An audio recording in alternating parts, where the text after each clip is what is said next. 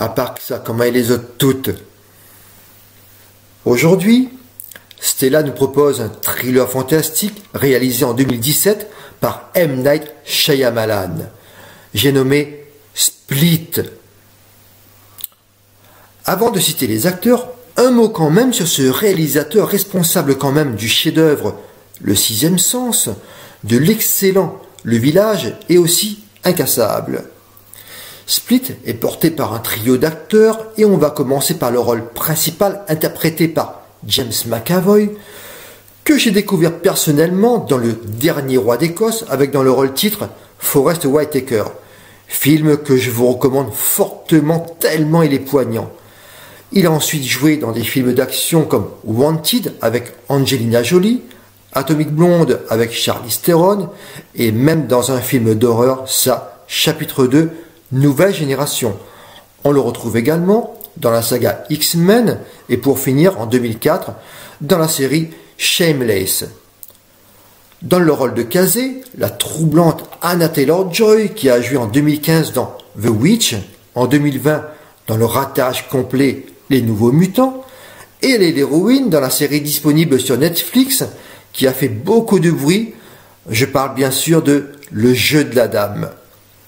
Dans le rôle de la psy, Betty Buckley, qu'on a pu voir dans Carrie, mais attention, celui de 1976, dans Frantic avec Harrison Ford, et tout dernièrement dans Phénomène, du même réalisateur du métrage qui nous intéresse aujourd'hui. Je vais quand même citer les trois autres jeunes actrices qui sont Hailey Lou Richardson, Jessica Sula et la très jeune Izzy Coffey. Alors, ça nous raconte quoi ? Split nous raconte l'histoire de Kevin souffrant du trouble dissociatif de l'identité qui a déjà révélé 23 personnalités. Une 24e enfuie au plus profond de lui va bientôt se manifester sous une forme beaucoup plus terrifiante et va prendre le pas sur les 23 autres. On passe au fun fact. Joaquin Phoenix a été le premier choix du réalisateur, mais a dû refuser car il s'était déjà engagé sur un autre projet. Le tournage a eu lieu à Philadelphie, ville de naissance du réalisateur, comme d'ailleurs pour le tournage de tous ses autres films, et là-dessus, il est intraitable. Le film est inspiré d'une histoire vraie. En effet, dans les années 70, Billy Milligan est à l'origine de plusieurs vols à main armée et de 3 viols sur le campus de l'Ohio. Lors de son procès, les experts lui ont diagnostiqué un trouble dissociatif de l'identité avec près de 24 personnalités différentes. Suite à ça, il plaide non coupable et évite la prison et passe 10 ans dans un hôpital psychiatrique. Lors de la scène où il devait donner un coup de poing dans une porte, l'acteur James McAvoy s'est blessé et s'est cassé la main. Il a quand même tenu à terminer le tournage tout en étant blessé. Le personnage de Kevin avait été écrit à l'origine pour Incassable avant que le réal ne change d'avis pour lui consacrer un film tant le personnage est complexe. Les similitudes avec le film Incassable, outre la scène de la toute fin, commencent déjà avec la présence du verre brisé sur les 2 affiches des 2 films. Il y a dans Split, comme dans la plupart de ses films, un caméo du réalisateur lui-même. Gros succès du film lors de sa sortie en salle, car avec un budget de seulement 5 millions, celui-ci rapporta 278 millions au box-office.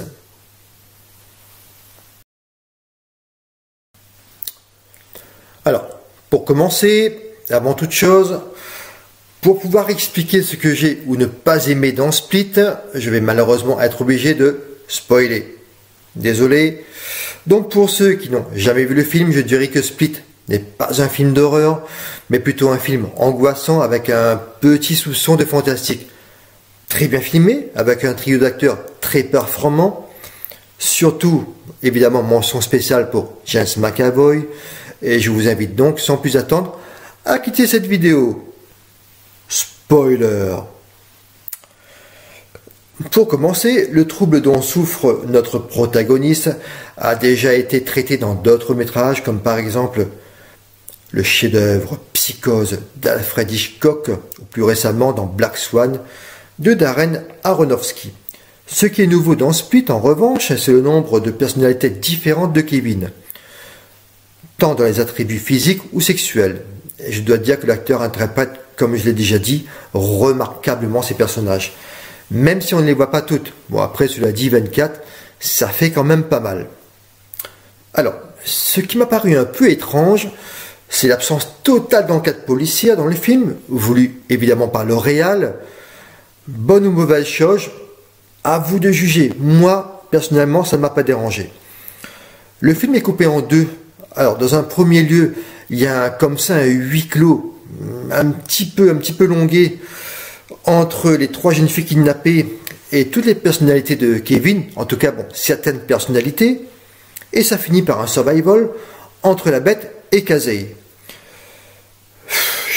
J'avoue ne pas avoir été conquis par cet univers un peu sombre, mais à mon goût pas assez angoissant. Alors, je vais prendre par exemple les multiples tentatives d'évasion des filles, mis en échec à chaque fois par Kevin, mais sans réelle sanction.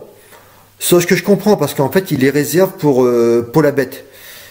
Mais quand même, je veux dire, elles essaient quand même plusieurs fois de s'évader, et en fait, on n'a jamais peur pour elles, parce qu'on sait très bien que si elles se font attraper, ben, elles risquent rien. Donc voilà, ça nous met même pas sous tension, quoi. Je veux dire, bon, ben, on a envie de dire, bon, ben, vas-y, essaye, et puis si ça loupe, eh ben, tant pis, ben, tu réessayeras une autre fois. Voilà, donc c'est pour ça que l'univers m'a pas beaucoup touché. Après, évidemment, parmi toutes les personnalités, la seule personnalité de Kevin cruelle et sans pitié sera évidemment celle de la bête. Mais pareil, qui arrive à la fin du film, la bête à mon goût est pas assez développée, et pourtant c'est bien la créature, enfin cette créature-là est bien la clé du film. Alors, moi j'ai pas tout compris. En fait, la bête prend vie dans une station de métro, là on est en public, donc la bête va traverser toute la ville, donc jusqu'à l'endroit où sont planquées les filles. Et entre ça, ben, il se passe rien du tout, quoi. Je veux dire, elle traverse la ville, on voit à un moment donné dans une scène des agents de sécurité qui voient quelque chose arriver, mais il se passe rien, donc la bête les agresse pas, elle passe très très vite devant eux, donc ils n'ont pas le temps de réagir. Donc, je sais pas, mais quel intérêt alors de révéler la bête dans un endroit public? C'est comme pour les flashbacks de Casey, où enfant, on lui apprend à tirer au fusil, pendant des parties de chasse de son père. On voit très bien venir que, évidemment, comme elle a appris à tirer à fusil, ça va lui servir. Ça va lui servir à se défendre contre la bête, ou contre toutes sortes de dangers. Mais on voit ça très bien venir, quoi. Après, quelle facilité, on la voit là prendre le fusil, lui qui est juste en face, qui bouge pas d'un pouce, donc elle a le temps de prendre son fusil, de chercher les cartouches, elle se fait poursuivre, elle tombe, donc lui il est là, il essaie je crois qu'il essaie d'ouvrir une porte, elle a largement le temps de prendre la cartouche, de charger, de tirer dessus, enfin, je trouve ça un peu facile. Alors, en revanche, ce que j'ai aimé, par rapport au traumatisme sexuel qu'elle a subi enfant, de la part de son oncle, après la mort de son père. C'est un traumatisme sexuel qui, en fait, fera d'elle une lycéenne à part. Donc, il sera souvent ignoré par ses camarades, mais aussi, ce traumatisme, là, j'ai bien aimé, lui sauvera la vie, finalement.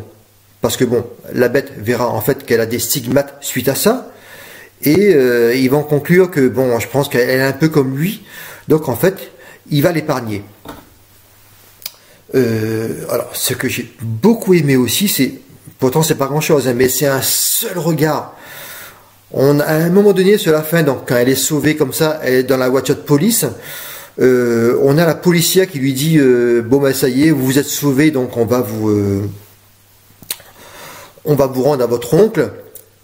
Et puis elle a ce regard, donc alors ce regard qui dit en même temps, donc j'ai subi un cauchemar, donc c'est bon, je suis libéré, et qui dit en même temps, après le soulagement, donc arrive l'inquiétude, parce qu'en fait elle va replonger dans ce cauchemar qu'elle subit depuis enfant, depuis la mort de son père, et ça j'ai bien aimé. Quand on est dans la voiture aussi, alors bon, ça c'est c'est pas grand chose, mais bon, il y a un petit plan de caméra comme ça, comme un travelling latéral qui va dans la voiture. La caméra est en fait dans la voiture et on voit tout ce qui se passe autour, mais tout en restant dans la voiture. Voilà, c'est un petit plan sympa. D'ailleurs, je vais vous le montrer et j'ai trouvé ça assez sympa. La troisième victime est le docteur Karen Fletcher. On essaie de trouver la famille.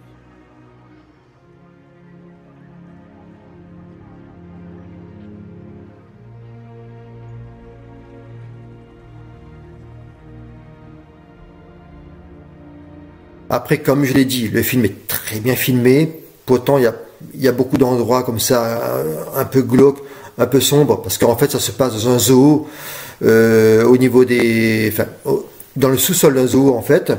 Et donc, ça, c'est quand même pas mal. Même souvent, il n'y a pas trop de lumière, il n'y a pas trop de luminosité, mais malgré ça, c'est assez bien filmé. Alors, en revanche, comme on parle de bien filmé ou pas bien filmé, alors là, franchement, ça c'est un truc qui m'énerve toujours.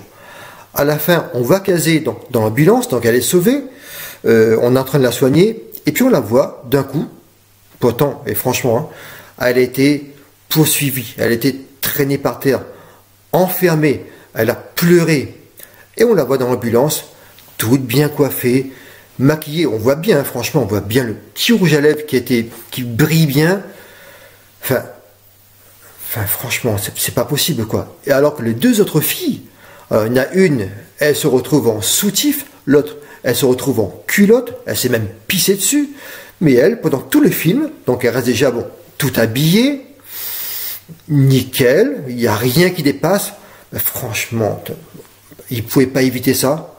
Enfin, je sais pas, moi je suis désolé, mais un grand réal, enfin, jamais il aurait laissé passer ce genre de choses.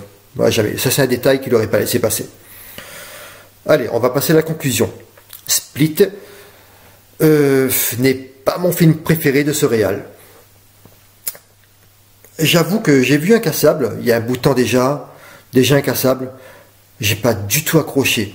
J'ai préféré un petit peu Split, c'est vrai que c'est un peu mieux pour moi qu'Incassable. Mais franchement, voilà, c'est un univers qui ne me touche pas du tout. Je vous avoue que ça m'est un peu passé au-dessus de la tête.